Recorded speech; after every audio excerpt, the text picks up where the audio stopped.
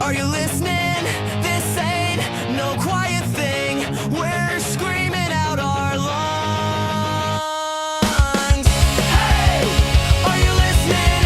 Hey, are you there? Hey, are you listening? Or do you just not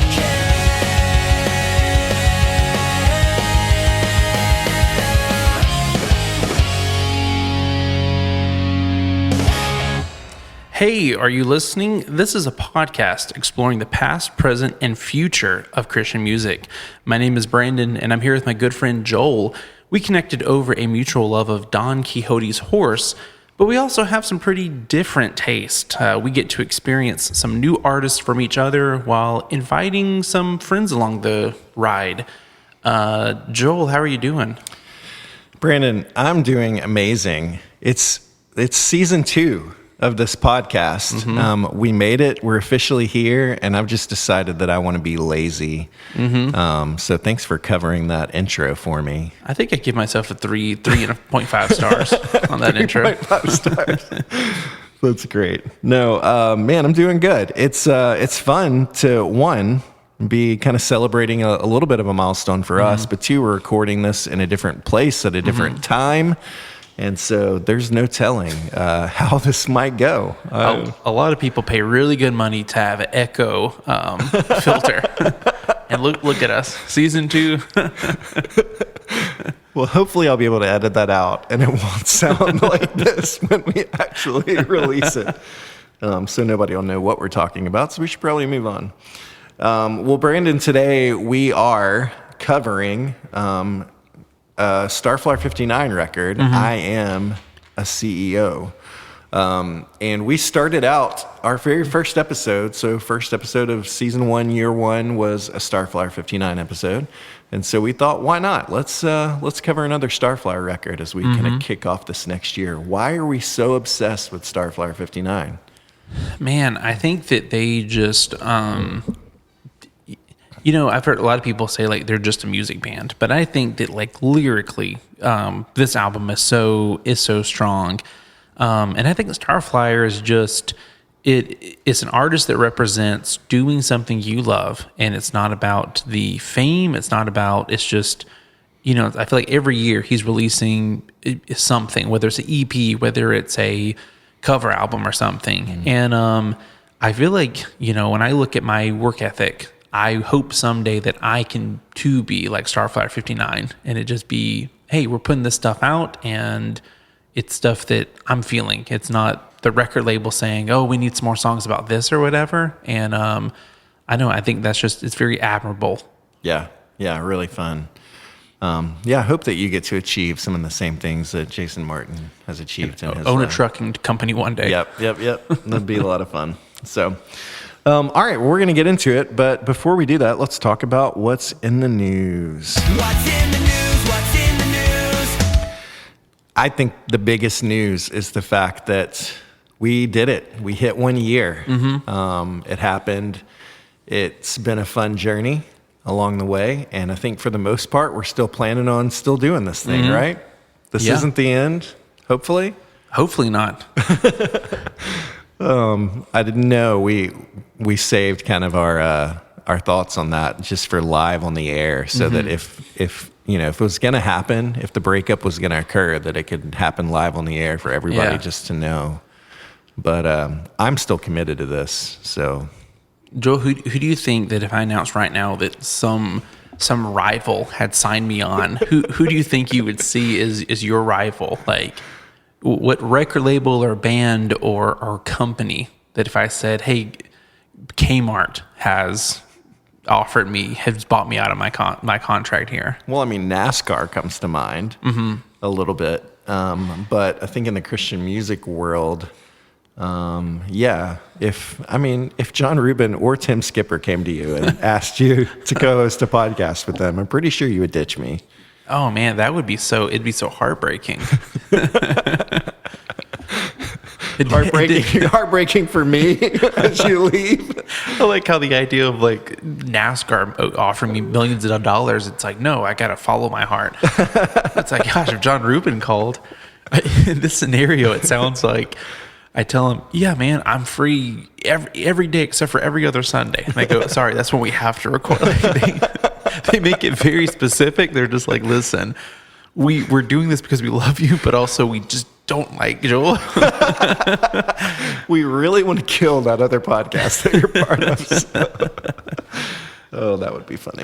One of my friends, we actually had this this running like bit where we talked about how what if he started a podcast just reviewing our podcast and it actually like got really big. So like we would discuss Switchfoot, but then my friend Andrew would have like John Foreman on his episode discussing our review of his album. So we just had this running joke that like, be like, John, how do you feel about Brandon giving you 3 stars on that album? That's a pretty good idea. Somebody should line that thing up. I think it makes a lot of sense. So cool. Anyways, man, it's been fun doing this for a year with you, and I'm excited to see what's kind of to come in the future with it as we kind of keep digging into it. So looking forward to that. Fun little moment to celebrate. But let's get on to more important things like the mail. Check the mail. Check the mail. Who, what, when, how, why? Check the mail. All right, our mailbox today comes from a friend of the show, Chris Mims, and he asks this question today. If you could pick one guest and one guest only, who would you love to have on the podcast? Not multiple guests, just one. Who's your white whale? You know, I think a lot of people think that it's a like, oh, it's going to be like a John Rubin or it's going to be a Toby Mac. But I look at this kind of like I look at my my NASCAR world. So like the NASCAR world, my top person is a guy named Mike Bliss. And I say that name and you're like, I don't know who he is. But even if I mentioned to my dad would be like, didn't he race like 20 years ago? But he's just a guy that like he raced for all these smaller teams. It's like he only won like maybe 6 races like in his whole NASCAR career. And it was probably 30 years or so, maybe of his career. But he's just someone that could tell all these stories. And so for me, I start thinking of someone like, I don't know, like a Joey Elwood from like Goatee Records. Like someone that could just sit there and was in the room when it was like, tell me about discovering this band, or like, you know, being like, man, what does it feel like when you are like behind this band, but you got to go to them and say, listen, it's not working out. We got to cut you. Like just that idea of like you making these decisions and just altering just the course of like these bands that go on to do these amazing things, or the bands that, you know, don't make it or whatever. So yeah, I feel like someone like that just comes to mind. Just someone like behind the scenes that probably isn't going to be someone who's like, oh, we got all these listeners that dove in because it's a household name or whatever. But yeah, because there's been a few kind of like, I would say, managers or so that like I've reached out to via email just because I've thought, man, like that'd be so interesting just to be like, this guy worked with these 10 bands. It's almost like, you know, when we had man, I don't know, Jared Byers on, and like you just look at like that guy's been just a part of so many bands. So it's like you could do 12 episodes with him, just covering like bands he's in, not even about him, but just his time in whatever. So what about you? Well, aside from the obvious, Chris Mims, would love to have Mims back on the podcast. Man, it's tough. Like, it'd be hard for me to not say Jason Martin. But yeah, I think for me, probably one of the most interesting conversations that we could have with somebody would probably be like a guy like Steve Taylor. Just because you've got a guy who's in on the Christian music industry pretty early, like himself as an artist, finding pretty good success, but then almost finding like even more success as like a label owner and like a guy who's kind of like behind the scenes in the ministry, in the music world. And then like he kind of enters into like a new phase of his career where it feels like now he just kind of gets to do what he wants to do for the fun of it. And so I just think it'd be like really fascinating to kind of like trace everything that he's been involved in and engaged in, but also think like, he's probably like a brilliant guy. And so it'd be fun just to have some good conversation with him too. Yeah. I feel like he's super honest too about stuff. Yeah. So like that he's gonna get on and like he's not worried about like, oh, I don't want to burn this bridge. It's more of like, no, I'm gonna tell you like how it is. So I don't think anybody's concerned about burning the bridge of our podcast. you never know. I guess time will tell. So cool. That's a good question, Mims. If you guys have a question for us, we would love to hear it. You can reach out to us at heyareyoullisteningpod@gmail.com. And we'd love to chat through the things that you're thinking about on the air. All right, let's talk about what we've been listening to lately. Brandon, on this brand new season 2, like what's the thing that you've been spending time listening to? Well, I think that I would go with a band that I have talked a lot about, and recently they've made quite a splash, so maybe you have heard of them. It's a band called The Last Bison. They recently came out. It's cool. One of their songs, Quill, they released in the movie The Rivals of IAMACEO. It's such a long title. The Rivals of IAMACEO King. It's got Matthew McConaughey in it. And in the movie, he's this like beekeeper, but also like bluegrass gospel singer. Okay. The whole plot of the movie, Joel, feels like a game we would have created. A game you would have created? Yes.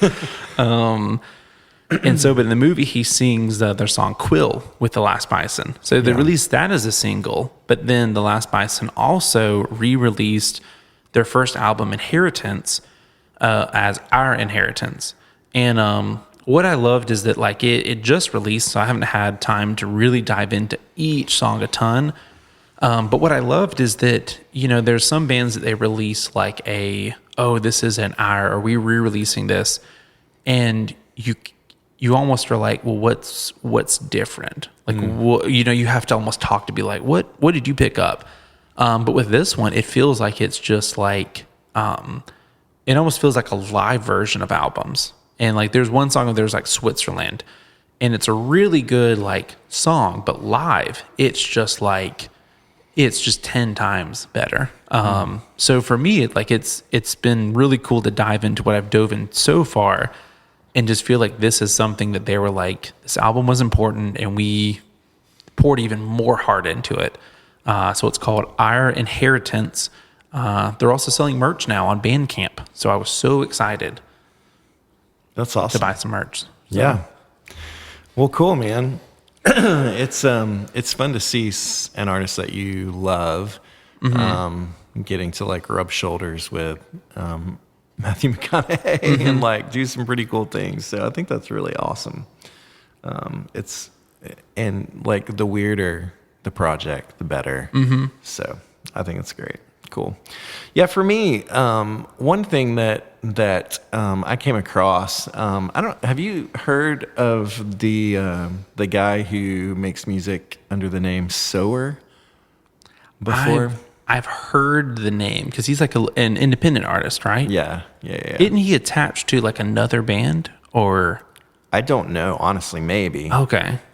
He could be, but I know he does a lot of like social media stuff, and he actually talks a lot about Christian music in general, and like highlights a lot of things that he likes. Like, I think he's a John Van Dusen fan, so that certainly helps. But he makes a big deal about like music and being gospel focused, and so it's kind of cool. But so he's releasing like pretty like indie rock kind of stuff, which obviously I'm super into.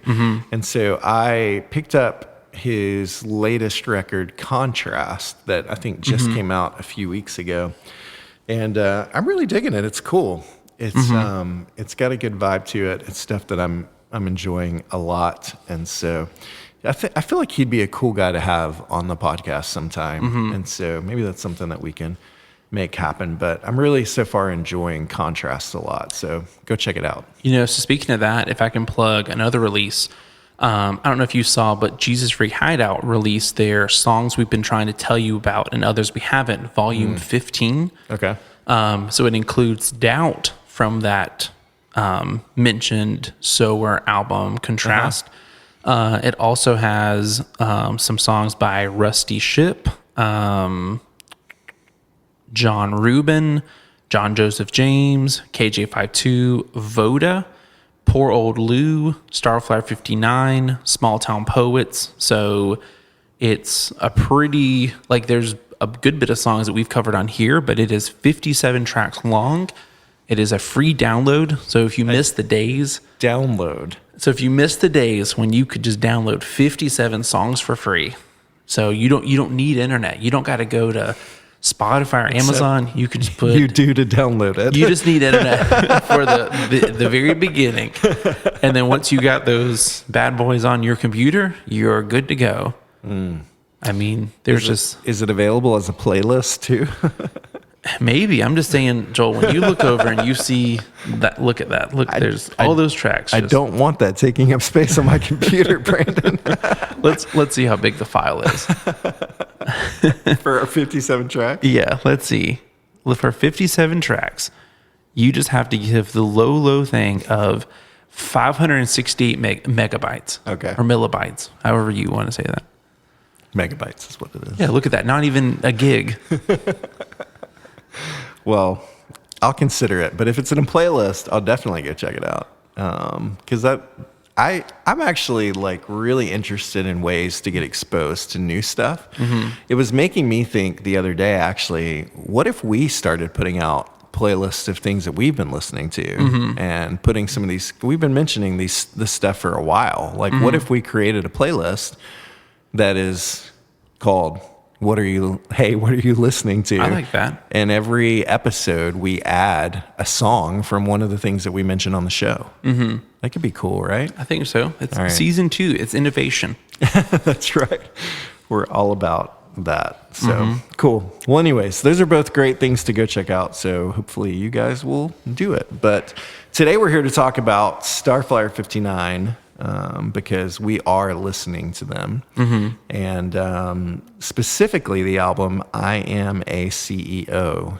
And I say that as one word, all capitalized, because it's the only way to say it.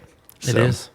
I've got a little background info on this, and so I will give us this, and then we can both kind of talk about what this record means to us and how it came into our lives and all that kind of fun stuff. So here we go. I Am a CEO, released in January 2013, was a significant turning point for Starflyer 59 and frontman Jason Martin. After nearly 2 decades of releasing records through tooth and nail, Martin stepped away from the label and independently released the album through his own South Co. Records, the name borrowed from the trucking business he had inherited from his dad. The album was also crowdfunded through Kickstarter, with a campaign reaching its funding goal within just a few hours. Musically, I Am a CEO continued Starflyer 59's signature blend of hazy alternative rock, minor key melodies, atmospheric guitars, and understated production. But there's a distinctly introspective quality to the record. Martin produced the album himself, recording the guitars, vocals, and keyboards with Stephen Dale on bass and Trey Maney on drums. Andy Prickett and T.W. Walsh contributed additional guitars, while Walsh also mastered the record, and J.R. McNeely handled the mixing. The result is a lean, moody 33-minute album that feels deeply personal, grappling with career, family, aging, doubt, faith, and the pressure of trying to keep making meaningful music. Even the title is a bit of a joke and a bit of a confession. I Am a CEO reflects Martin suddenly finding himself running a record project while also dealing with the responsibilities of his family's business. It was very much a DIY Starflyer 59 record, made largely on Martin's own terms, outside the machinery of tooth and nail, and ultimately became one of the band's most fascinating documents of adulthood, faith, and creative independence. Awesome. All right. Tell me, for you, what brought I Am a CEO across your table? Yeah, so I had known him from My Island, and then Dial M, and I think that both of them musically, I was like, man, this is cool. But I think when I Am a CEO came around, it was me thinking, wow, like these songs are like really hitting me. Like I think the other ones have been like, oh yeah, there's these broader things. And I think even a couple years ago, I did this thing where I was going through, I think it was every week, I would just say, here's a new Starflyer album, and I just want to go through it because I know like 4 tracks from this, but I don't know the other 7. And I would just go through, and I remember one night just walked around the neighborhood listening to this, and it just felt like one of those albums that, like that period of my life, I was thinking, man, this is just, I feel like I get what he's saying with this. We're just trying to figure out like, man, what's going to be that next step? Like I need to leave where I'm at. So I feel like this is just such a, I think like maybe one of the most personal albums from that. And I think too, like we'll get into it. But I think that's what it's kind of difficult to sometimes review an album like this, because it's not him going, let me go for this commercial thing. It's, you know, like you might sit there and have an album where it's 8 songs of I'm questioning and sad. And it's like, it's hard to, you like on one hand, you're like, man, that's going to reflect badly in the review because you're not really like innovating or whatever. But at the same time, you're like, man, there's just something to be said about, there's nothing cheap about what he's doing. It's just, this is what I'm feeling, and I'm still feeling it. So I think it just, I don't know. I just think it's a really, really cool album. It's got one of my favorite album covers of all time too. Yeah. Just like the guy standing there in the living room. I think, is that his dad? I don't know, honestly. That's a good question. Maybe you can look it up while I talk long enough. talk through my thing. Is there anything else you want to say about that? No. Okay. Yeah, this one for me is kind of interesting. If you look at the run of like Starflyer 59 records, so I think we've talked about this before, Brandon, but you and I started listening to Starflyer 59 at very different moments, while simultaneously both having an appreciation for them and for who they are. And so, like, if you go back and look at kind of the run of Starflyer records, like I jumped in, I would say decently early. And I had gold and silver, although they weren't like necessarily my favorite albums early on. But for me, the one that like really captured me was starting in 98 with Fashion Focus. And so I was super into Fashion Focus, really into Everybody Makes Mistakes. They came after that in 99.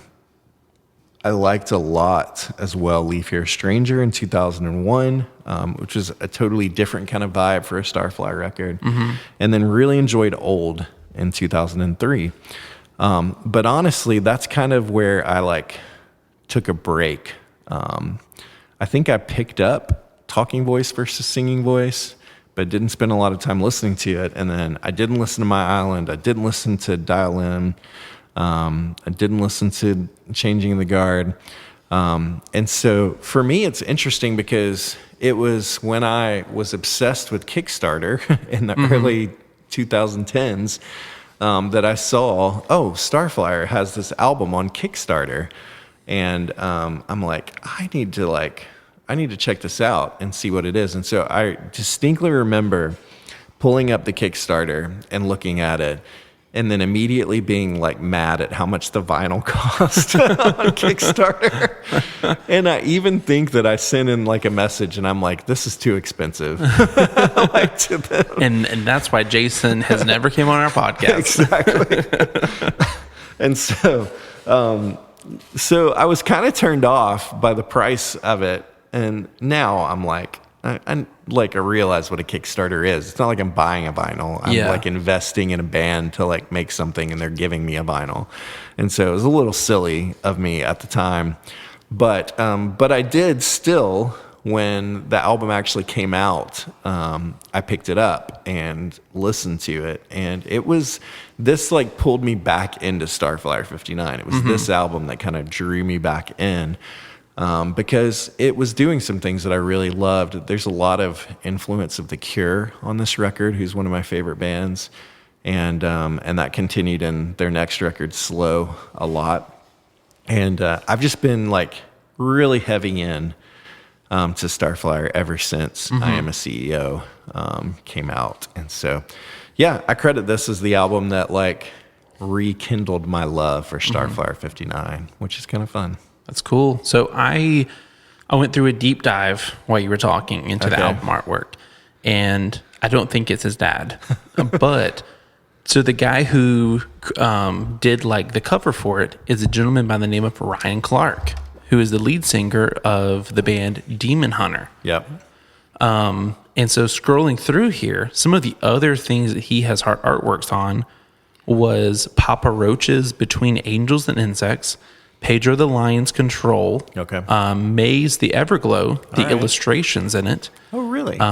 Emery, Jeremy Camp, Anberlin, Joy Electric, the first two Neon Horse albums, Thousand Foot Crutch, Run Kid Run, Showbread, Bon Voyage. There's a lot of really cool bands that he has had a hand in their design or their album artwork. So I thought that was really interesting. I think Ryan Clark worked for Tooth and Nail for a little while doing art. That would make a lot of sense why he was on all these. And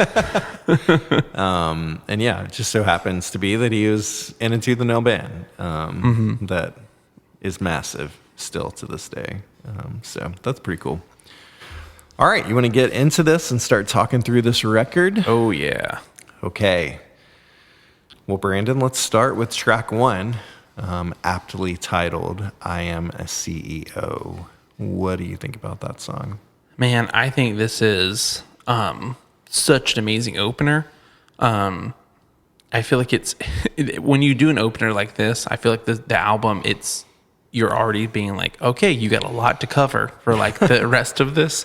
I think it does open the door for just like to showcase the lyrics, because I remember making a comment to a college professor, something about like, oh yeah, like the lyrics on this one wasn't as good, like on another Starflyer album, and he was like, they were never like a lyrics band, it's just about the music. And I remember thinking that was weird, but I guess it's because I thought of this album like when I was made that comment to him, and but yeah, it always like stuck with me where it says like, there's a fork in the road. I'm not sure where it leads us. If it were black and white, I wouldn't have to think so. But now I need to think so. Just even like you can sail across the sea, climb the highest peak. You can build it on your own, but you're still not in control. Like I think just when it came out, like being in college and just thinking about just that idea of like, I don't know, like almost like that's where it leads. Like if you're just all stuck in, I have to be success. That's how I took it in college, is like, if that's my only goal, like this song is who you end up becoming. Yeah. Like there is no like joy in now having to make all of these decisions that impact people and just everything around you. So. Yeah, I hear that. I'll definitely agree with you for this record on the lyrics. I think they're such a big step up from like most Starflyer records when it comes to lyrics. And so for a lyrics guy, I can tell you're just going to be eating this album up, which is really fun. Yeah, I like this one. And I love the themes here. Like the idea of the black and white, and like things aren't so clear cut and so black and white when you really have to like own them and fully be behind them. even though like you're still really not in control of it at the end of the day. And so I love the whole like I am a CEO idea of like feeling like you're in control, but the reality is you don't actually have control. And so it's a really cool idea for a song. It's got the classic Starflyer 59 drums and the layered guitars. I'd be interested to go back and look for myself. I need to do this and see when Jason started like singing more low. But this record like does that. This might be kind of the start of some of that. Even though I think that it's kind of on, but you've got like the low vocals, which continue to be like how Jason currently sings today, where on some of the earlier stuff, you have him singing a lot higher in register. And so, and I love both. But yeah, this is like still modern Starflyer 59. It feels like, there's a lot of influence from The Cure, which I mentioned earlier, here in this song and in a lot of these songs, and so I love that, and I agree with you. I think it's a really good opener, but I think for me, the biggest thing that stands out in the song probably is the lyrics. So, next up, Bicycle Rider. What were your thoughts on that track? Yeah, it's another great song. I feel like a really good second track to this record. I love the like acoustic picking intro, like it's super classic. Sounding and feeling, and then you immediately launch into what sounds like a Cure song again, which is really fun for me. And again, I think the lyrics are good here. It's like he's telling a story and thinking about a lot of different things, about how heavy life can be, carrying loads that are too big for us. He talks about people moving away to seminary. So I wonder if he was talking about his brother. Ronnie, who I know went into ministry and I'm sure seminary and everything. And so I love too that he talks about suffering, like blessings come by black and blue when he talks about that. But then ultimately I'll rest my head because God is good. Towards the end, I feel like this is like the most Christian Starflyer 59 record out of like all of them that I've listened to. It's more like in the front of, even though he's wrestling with faith and doubt and stuff. I feel like it's a little bit like the Psalms, even on a song like this. Like we're going to talk about suffering, we're going to talk about heavy stuff in life, but in the end, like I'll rest my head because God is good. And so we also get an introduction to an instrument that shows up a lot on this record. I love how on Starflyer records, it's almost like Jason picks like an instrument of choice to like stand out over the course of the album that he doesn't really use on other albums that much. And on this one, it's harmonica. And so we get harmonica and Bicycle Rider and a lot on this album. And so I feel like harmonica is kind of like the interesting instrument choice of this record. But yeah, I love this song. Yeah, I think that I think this is my favorite Starflyer 59 song of all time. Oh, wow.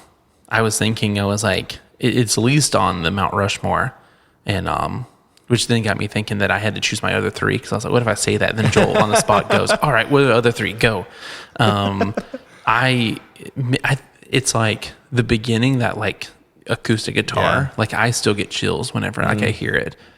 And I think it's such a just like life. Like there is no like all my friends have moved back, or they're bad because they moved. And like I said, whenever I was leaving, it was kind of this realization that like, man, all of my friends, they've kind of gone on to like either moved away or they're at new jobs. And just that line where it was like, or found the job where the people are. And then we're asked to carry loads that are too heavy for, and it makes us crazy. Yeah. But then in the end, this realization that it's like the blessings come and like, I'll rest my head because God is good. And I just like, I feel like it spoke so much. I think even now, just like, this is a song that whenever I am just feeling like down or just kind of like done with everything, like this is the song that I think of. It's just like it's in those, like that's where he is in the song, and it's like, but God's good, and yeah, I think it's one of those songs where I wish I could shake his hand and be like, thank you for this song, and then I'd leave. It'd be a really awkward encounter, but it'd be like, okay, man. Yeah, it's such a good one, man. That's awesome. I love that this is your favorite. So what are the other two? Well, so Mount Rushmore is the 4. Okay, 4. Yeah. So I thought off the top of my head, it's Bicycle Rider, I Win, Taxi, and then The Voyager. Okay. The Voyager. So, Interesting. Wow. Which, it's weird because, yeah, as a lyric person, you'd be like, Brandon, that's 90% just guitar. You and I have very different Starflyer 59 experiences. I mean, those are great songs, and I love Bicycle Rider, but yeah. I just love the idea that I'm like, 3 of mine are like, 2005 on. Yeah. And then I feel like in your mind, you're like, and that's, if you out of all of the songs in like pre 2005, that's okay. I mean, this is a good choice for that. So, but let's talk about track 3. Is this all there is? What do you think about this one? My first note is it's a less optimistic Bicycle Rider. I really like the use of the harmonica. I did think that was interesting though, because like going through this album, I tried to figure out like why are the songs placed the way they are? Because like it goes from this, you almost think that like an IAMACEO like starts it off with there's this struggle, and then Bicycle Rider is like could be the end or the last one to resolve everything, but it's like, well, no, I don't think he's going for a story. It's like, I guess we're just going for maybe sound, but I think this is the song that makes me start wondering like, man, I wonder why the tracks were arranged the way they were. Yeah. Like what kind of the goal or the plan behind that was.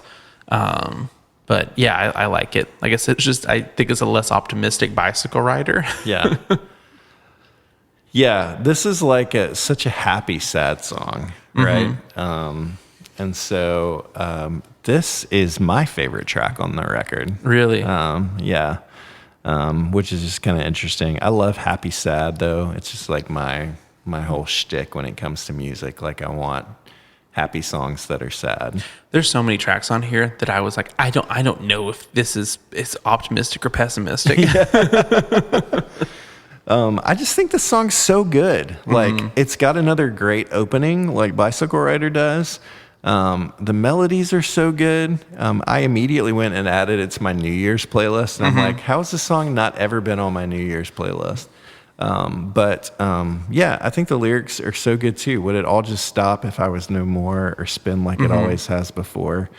It's a catchy song. You've got the harmonica back again. There's like this weird electronic flute at the end that's cool, and there's just a great like combo of instruments working together to do something that's pretty unique. And so yeah, I love the mix of everything that happens on this track. I think it's really fun for a depressing song. Is this all there is? Yeah. Next up we have Open Hands. What'd you think about that track? Yeah, it's another great one. This like takes me back to like old school Starflyer 59 in a lot of ways. You've got the bigger, interesting guitar thing that kind of harkens back to some of those days. But the chorus is good.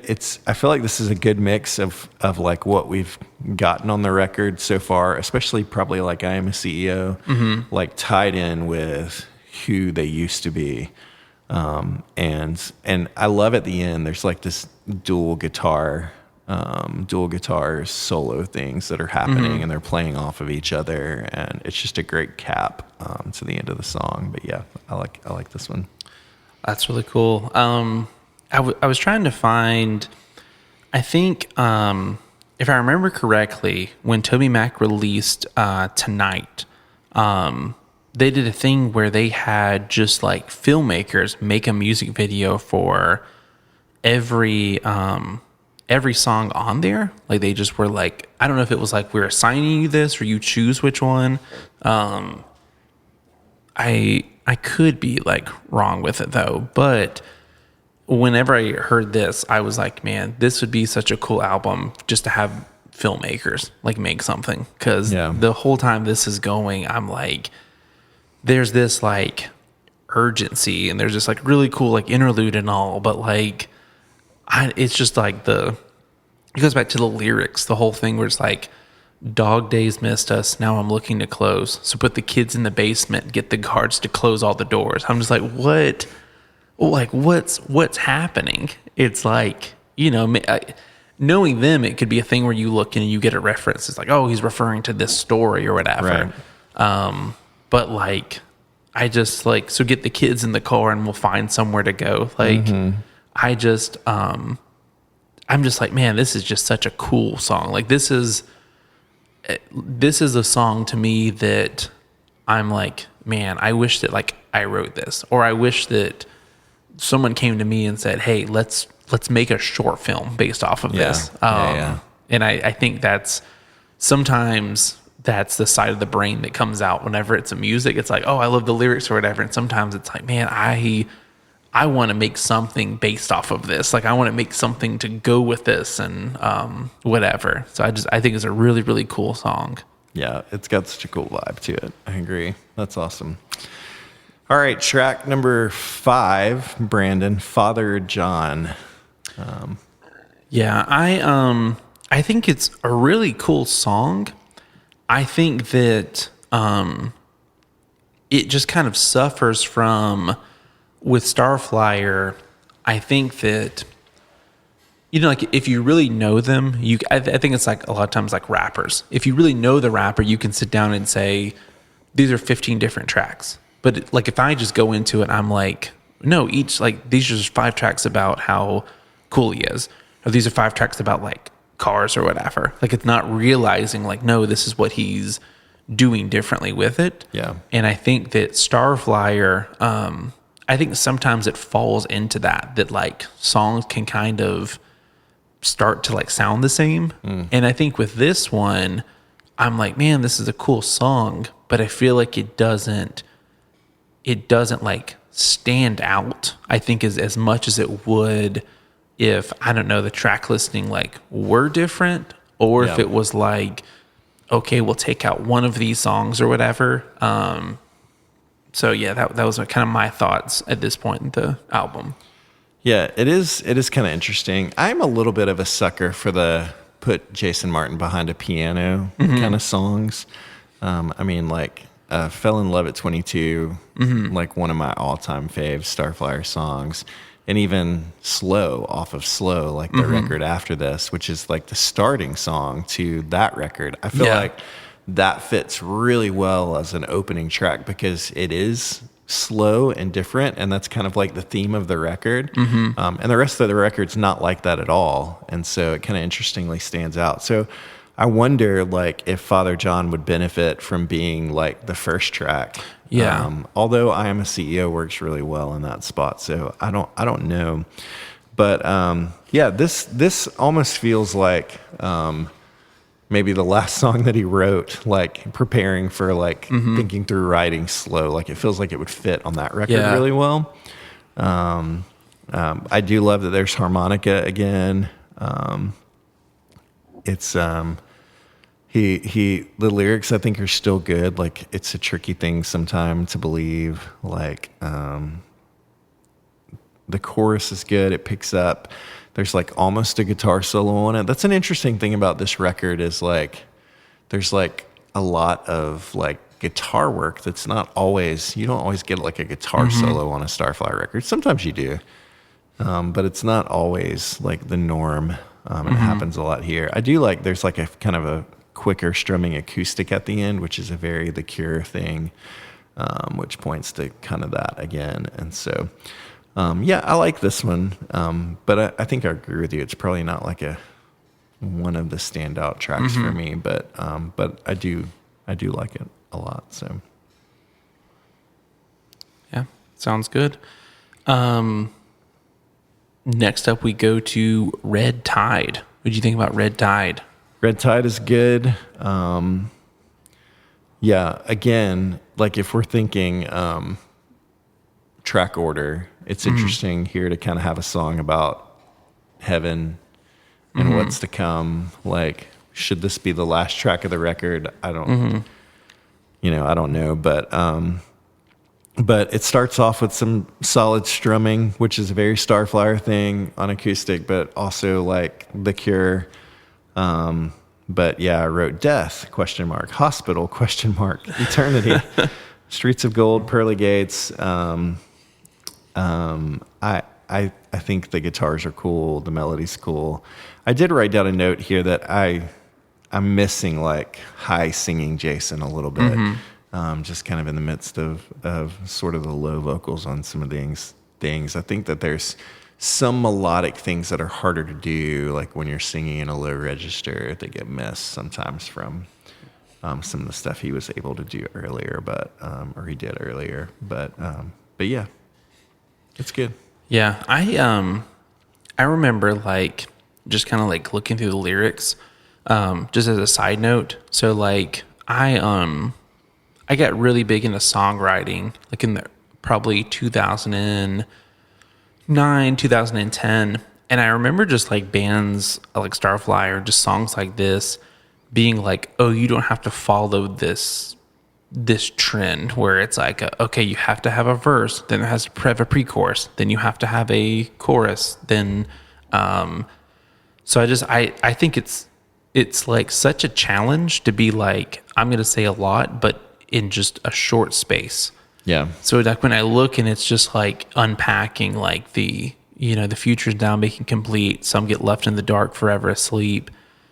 And just like, so I fold my hands, then I pray, the streets of gold, the pearly gates, the doctor says it doesn't look good. We all cried in the waiting room.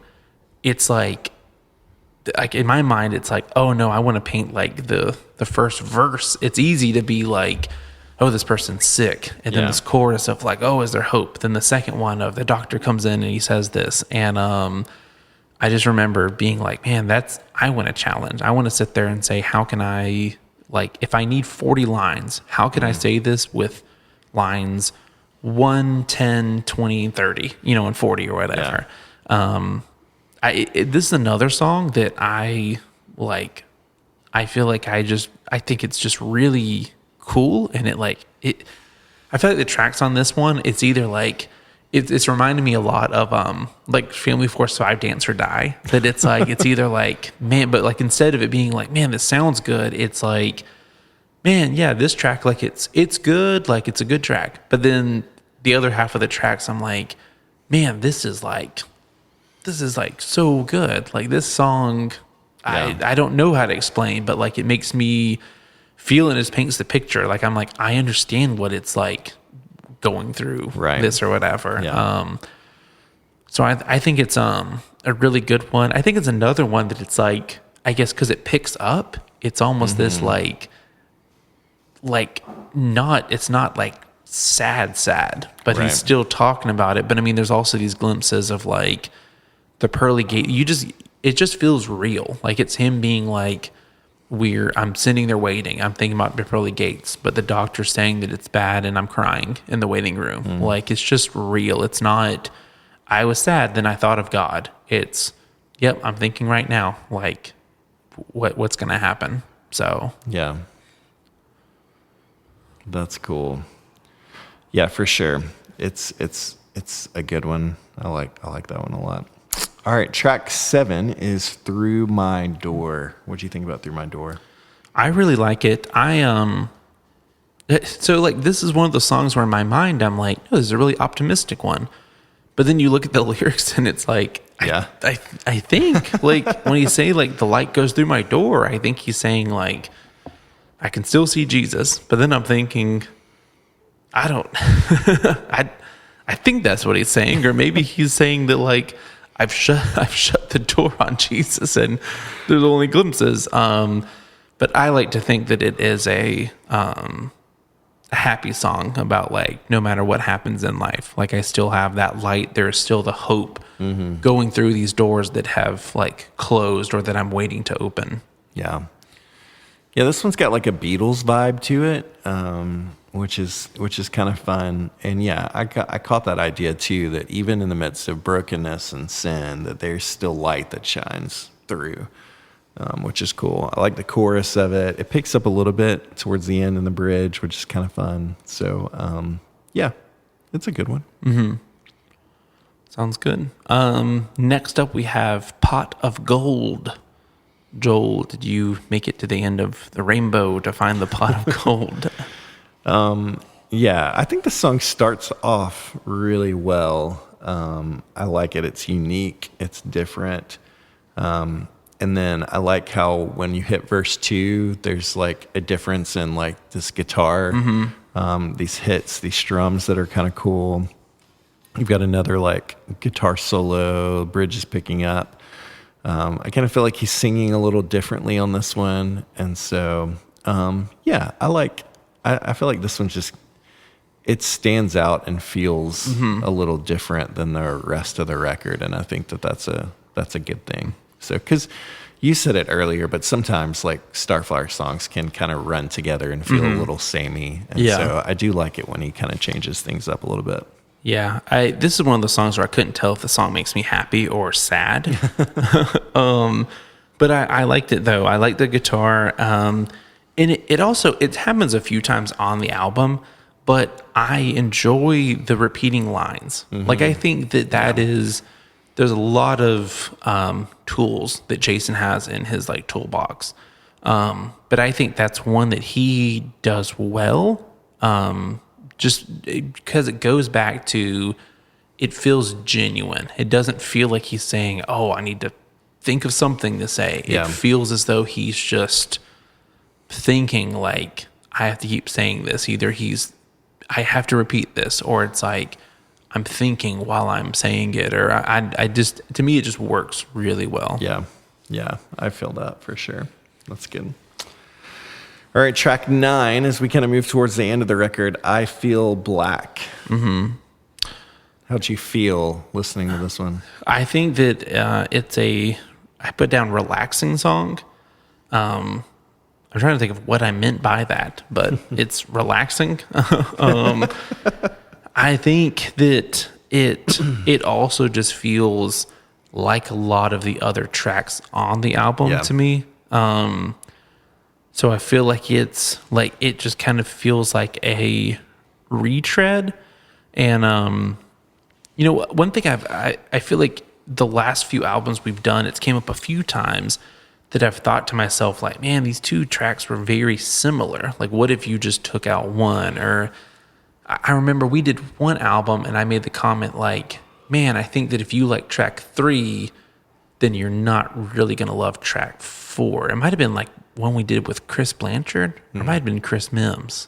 But I remember just making that comment that I was like, oh man, I think that you could go with like one or the other one. And I kind of felt with this one, it kind of just felt like it was like, okay, I don't know if this like furthers or if it dives into anything that we haven't covered yet. Yeah, I get that. And I think that you're going to naturally get that with the Starflyer record.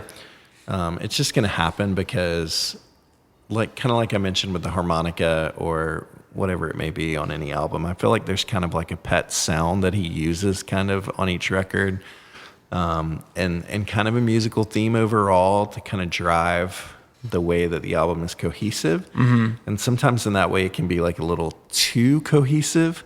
And I think that can happen with some of these songs. But I think there's some interesting things here. I like the rhythm because the rhythm is different than a lot of the rest of the album. Just feeling the drums and the guitars like hitting together in a different way. It's not the like consistent strumming. It's a little more rhythmic. And there's piano in the chorus, which is cool. He does this towards the end of the chorus, like the tripled vocals, which kind of like make you feel the whole "I feel black" thing. Like it's kind of a little dark, but you've got a guitar solo, a little synthesizer thing that's hitting. I wrote down I'm loving the guitar solos on this record because it's just not a norm for Starflyer, so it's kind of fun to see that happen too. But yeah. Gotcha.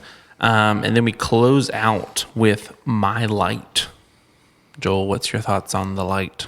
Yeah, I think going from feeling black to light is good, and this one it fits the theme. Like, it's happy feeling a little bit. There's a slide guitar, good chorus, piano.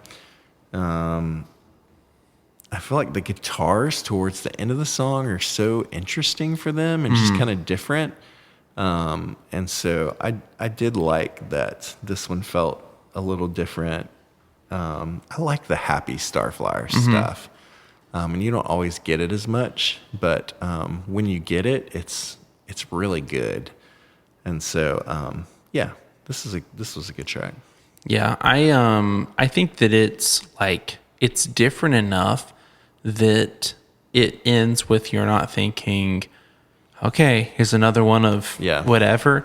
I think too, it's just such an interesting way that it goes back to if you end with a bicycle rider, that it ends on such a happy note of that song ends with I'll rest my head because God is good. And then you have the fade out. But I feel like this one, it's the album ends where it feels as though it's still just you're not, you didn't follow this guy a year in his life. You followed him for a week to where it's those changes are small. And like I said, I know it's not a concept album or whatever, but it's just it's hard for me to not think of it in that direction of what were they going for in it. But yeah, because I think it's cool just the ending with because my good friends are here and they're better ties to bind. I just think it almost ends with this this idea of community. It's all of these things. It's I'm feeling this way because I'm alone. I've shut people out. But then it's here comes the light because I have community. There is. So I feel like that's a cool way to end the album. Yeah. I feel like it's a good ending. It works well. And I agree with you. Bicycle Rider could have been a great ending song, but also usually don't put your single as kind of the last track on the record. So, yeah. All right. Well, let's kind of talk about our final thoughts on this one and, wrap up. So I'm happy to jump in. It's always interesting doing a Starflyer record because I deeply love this band and their albums of theirs, which for me are just 5-star records that I love and listen to all the time, that are up there for me. And honestly, there's not really any records that I don't like. But there are a lot of different eras of Starflyer stuff. And I still think Jason's putting out incredible stuff. And this is the record, like I said earlier, that kind of drew me back in to Starflyer 59. But with all that said, it's not one of those 5-star records for me, probably. Although it is one that I listen to pretty frequently and enjoy a lot. But I think that there are a lot of cool things happening. I think the lyrics, again, like I said, stand out so well on this record. And really probably are the highlight of the album for me. I think that musically, it's maybe not quite as creative as some of the other things that he did before and would go on to do after this. And it can feel at times a little samey. And so I was missing a little bit of even though there are brilliant moments of that, I think that you get in a Bicycle Rider or in an Is This All There Is. there are a lot of really good musical moments that happen. I'm missing like more of the creativity overall on the whole album.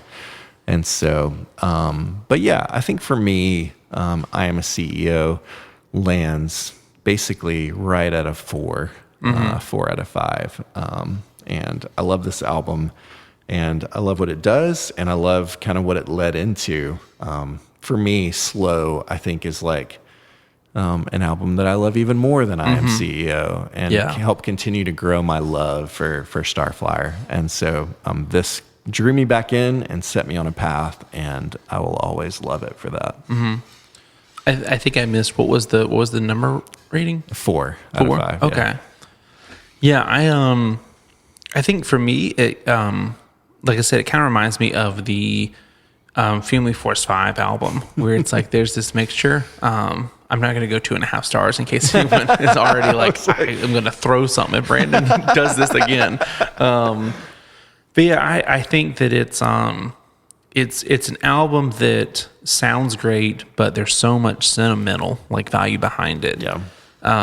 So I think for me, I land at like a 3.7, like with it.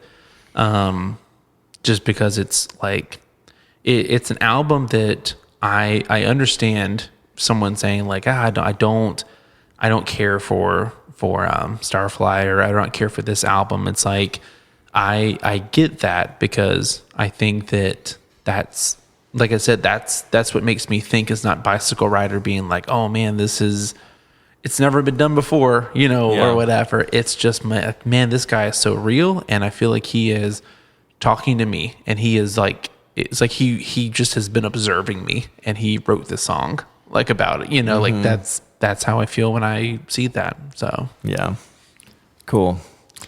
Well, it's a great record. I'm glad that we were able to kind of dig into this one, and really fun to spend some time talking through. So Jason, we love you. Come on the show. We'd love to talk to you sometime.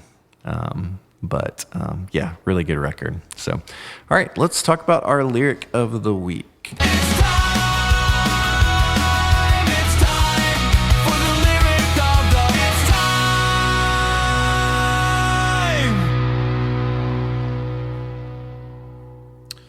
our lyric comes from the title track, I Am a CEO, where it says, you can sail across the sea, you can climb the highest peak, you could build it on your own, but you're still not in control.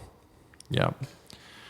Good stuff. All right. That's a wrap on I Am a CEO, and a wrap on we made it to a year. And so who's to say what might come and happen next week?